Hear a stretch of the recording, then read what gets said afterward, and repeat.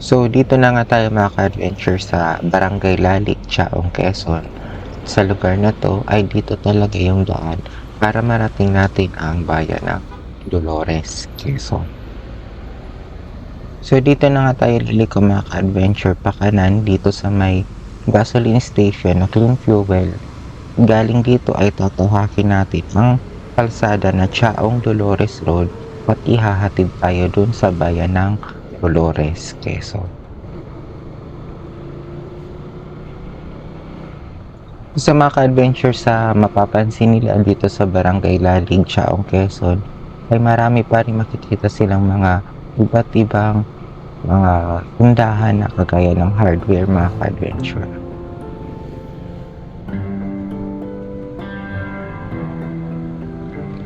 At dito rin mga ka-adventure sa Barangay Lalig ay dito rin matatagpuan ang mismong PNR Chaong Station. At galing dito mga ka-adventure sa Barangay Lalig ay mga 11 kilometers pa ang ating babagtasin para marating natin ang bayan ng Dolores. At ilang saglit pa mga ka-adventure ay narating na natin ang baryo ng Bulakin, Chaong, Quezon.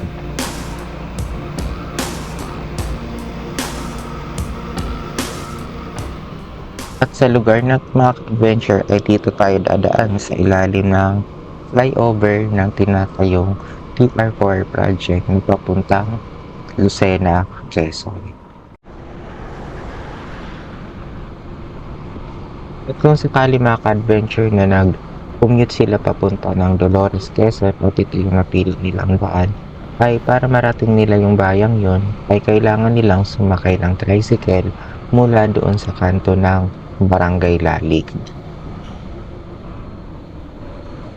At isang option naman mga ka-adventure ay yung sumakay ka ng jeep galing San Pablo, Laguna na babagtasin ng mga ka-adventure ang San Pablo Dolores Road. At marahil mga ka-adventure, yan yung daan na dadaanan ko mamaya babalik ng Quezon City.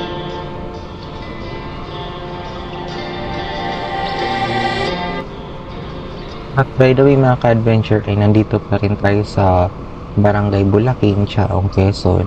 Kung mapapansin po nila talaga mga ka-adventure na sobrang ganda ng kalsada dito at sobrang luwag pang pagbuhanin.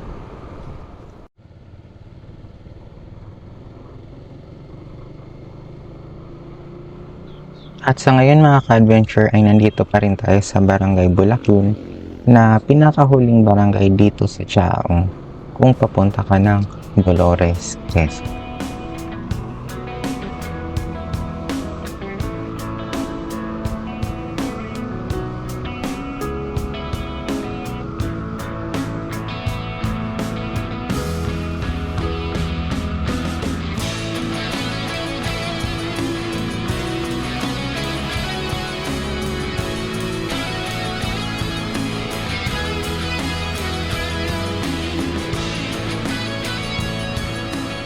Actually mga ka-adventure, ang oras ngayon is mga 3:45 in the afternoon and hopefully masulit natin ang pag-visit natin sa bayan ng Dolores.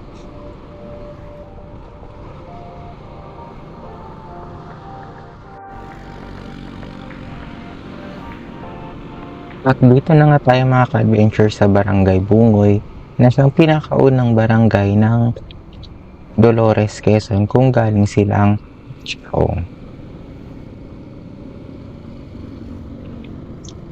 Isa mga ka-adventure sa mapapansin nila pag makapasok na sila sa bayan ng Dolores ay yung napakamaraming puno at napakaganda ng simoy ng hangin.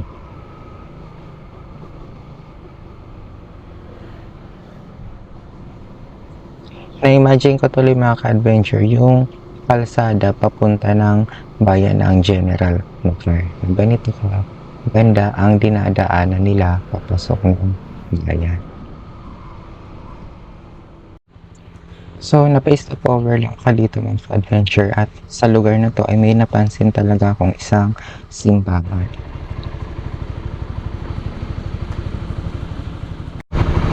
mga ka-adventure, as of now po ay nandito na tayo sa Barangay Bungay, Dolores, Quezon, na kung saan galing dito mga ka-adventure ay mga 4 kilometers na lang ang layo ng town proper.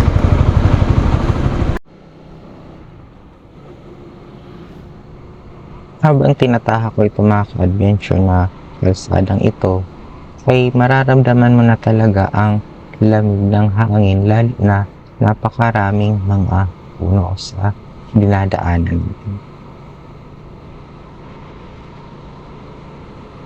At dito pa rin sa barangay na ito mga ka-adventure ay dito pa natin madadaanan ang isang ancestral house.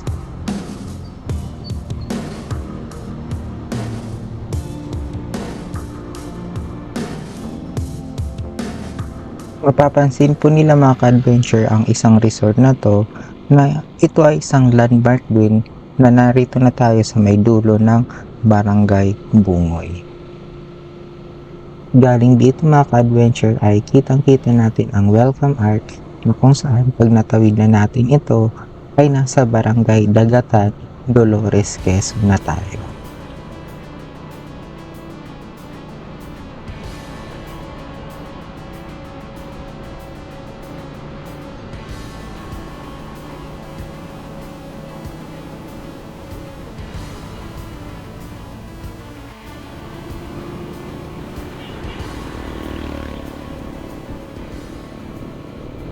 Actually mga ka-adventure, first time ko talaga na makarating dito sa bayan ng Dolores na kahit kailan ay hindi ko pa ito na puntahan or na bisita man lang.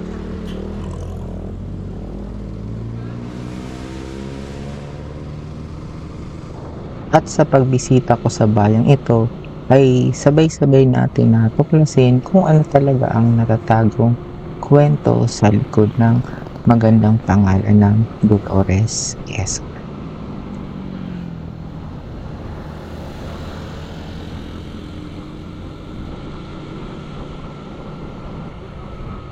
So dito talaga mga ka-adventure sa Barangay Dagatan ay meron din sila ditong gasoline station na hindi ka mangangamba na maubusan ka ng gasolina habang papasok sila ng bayan ng Dolores.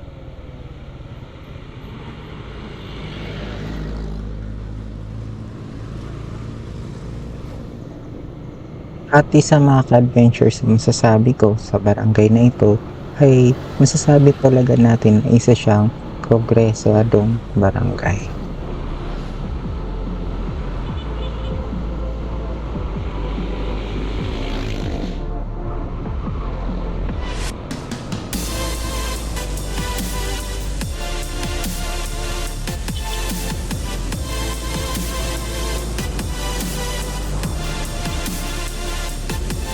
Maliban mga ka-adventure sa isang rides papuntang Infanta Quezon ay isa ito sa magandang puntahan nila lalo na kung nagmumotor sila ng grupo.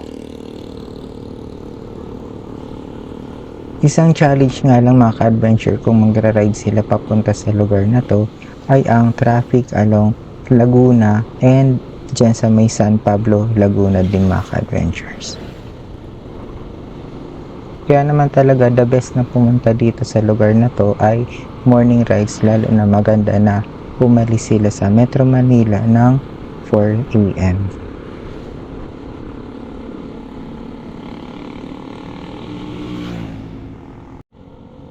At sa ngayon mga ka-adventure ay nasa dulo na tayo ng Barangay Dagatan, Dolores, Quezon at galing dito ay abot tanaw na natin ang welcome art na kung saan papasokin natin ang Barangay Bulaquinto, Dolores, Quezon.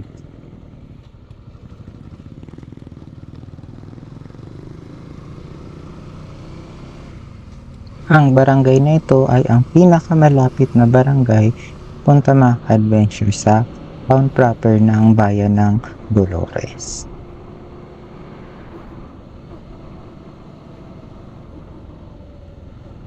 At kung titingnan nila mga ka-adventure ay tila ba nasa town proper ka na mismo ng bayang ito.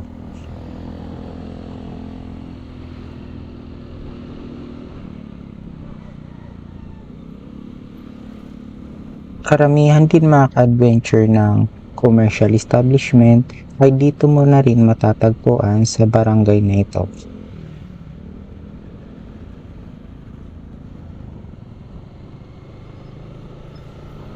Sa lugar din na ito mga ka-adventure ay dito matatagpuan ang mismong Municipal Hall ng Bayan ng Dolores kasama ang iba't ibang government offices.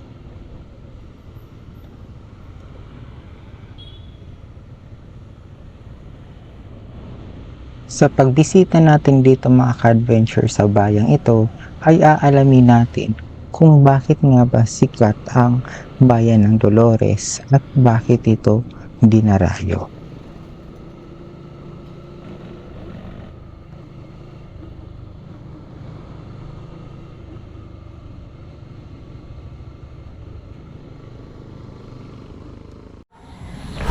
So dito na tayo mga ka-adventure ngayon sa mismo town proper ng Dolores, Quezon. At sa bayang ito mga ka-adventure ay dito iikot ang ating adventure sa susunod nating video. At samahan niyo ako na tuklasan natin ang natatagong kwento ng Bayan ng Dolores.